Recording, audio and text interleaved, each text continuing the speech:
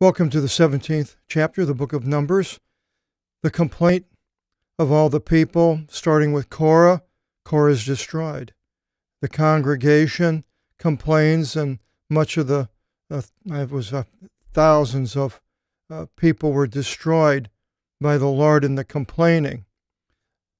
I've complained. I lost a hat today, and when you're It's interesting because when you are walking with the Lord and you obviously know of Him and you believe in Him, then when things go wrong, it's easy to blame God. And when things go good, yes, you can thank God. Many people do. Now that's the easy part, the blessings that God gives us to attribute to God.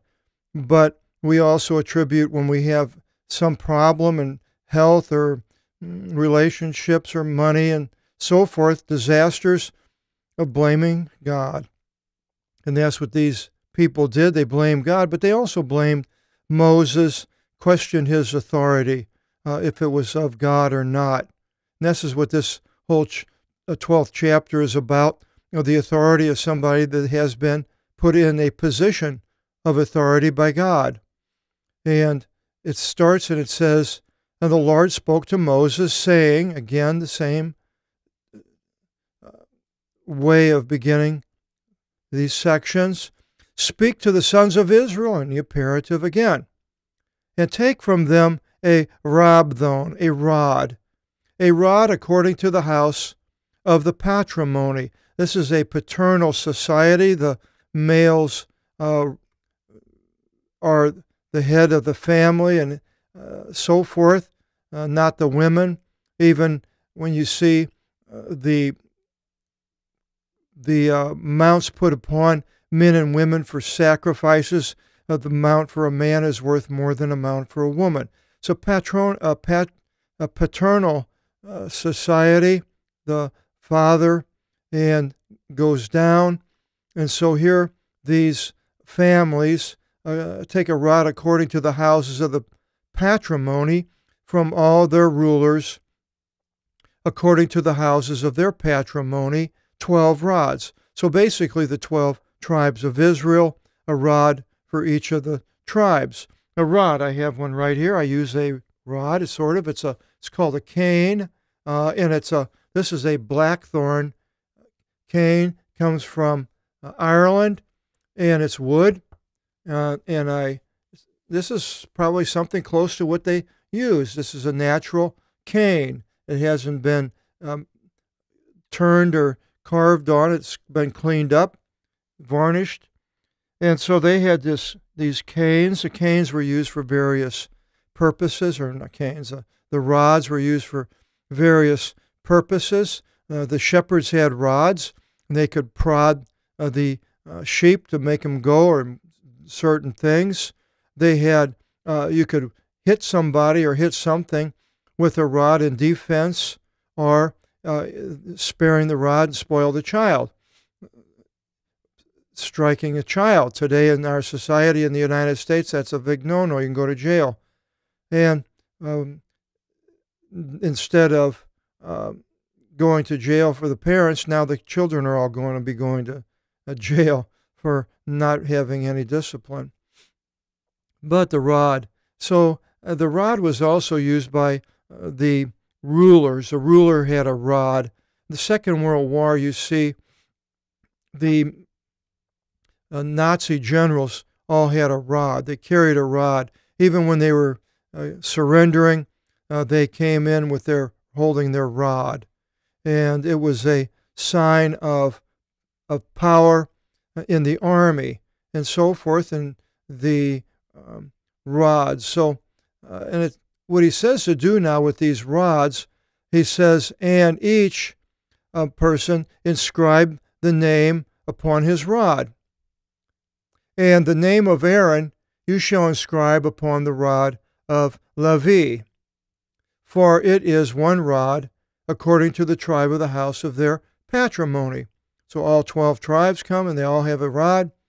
"And you shall put them in the tent of the testimony over against the testimony. So now exactly, I don't think they went into the Holy of Holies, but they did go into the tent tabernacle area and probably went over to the veil of going into the testimony and put the 12 rods there. And it says, in which I will be made known to you there at the tent, the testimony. And it shall be the man, anthropos, anthropology, comes from that derivative. Whoever I should choose him, his rod shall sprout forth. And sprouting is some type of a little green leaf coming out, like in some type of a sprout on a tree, on a limb. And I will remove from you the grumbling of the sons of Israel, as much as they grumble against you, and you is probably Moses. Oh, they're grumbling, so I'm going to let them know. And Moses spoke to the sons of Israel, and all the rulers gave to him their rod. So they all write the name of their rod, Gad, Simeon, Reuben, all of them.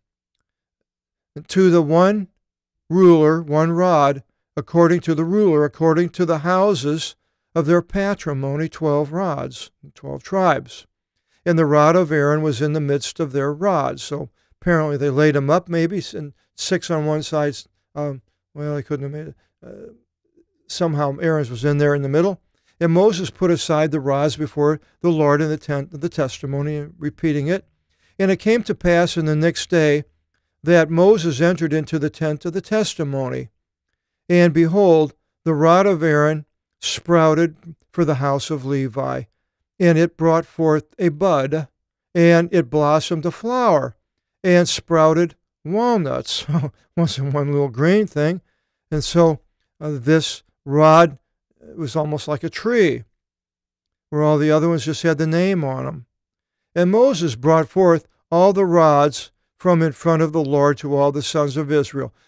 And they saw, and each took his rod. Now I know what you're going to say. Well, anybody could have switched the rods if they weren't looking. So, but I would imagine that this whole thing was done in a way that they know that wouldn't have happened or couldn't have happened. So let's put that to rest. And the Lord said to Moses, put aside the rod of Aaron before the testimony for preservation, for a sign to the sons of the unhearing. It calls them the unhearing. And let cease their grumbling of me, so in no way they shall die. There was a purpose. So now he is alleviating their grumbling and showing that he is the ruler. And Moses and Aaron did as the Lord gave orders to Moses. So they did. They put the rod of Aaron there in the testimony somewhere. I believe they even put it inside the ark, if I'm not mistaken. Later I'll maybe say that. And the sons of Israel said to Moses, saying, Behold, we have been completely consumed. We've been destroyed. We have all been made uselessly consumed. Everyone touching the tent of the Lord dies. Unto completion should we die? So they're giving up finally. Everything that they have done that wrong, they've been destroyed over and over and over again. So you think that would be the end of the grumbling, but it's not. But in the next chapter, we'll go into the officiating of Aaron and his sons and find out how that comes about. Hope you'll join us in chapter 18. And till the next time, God bless.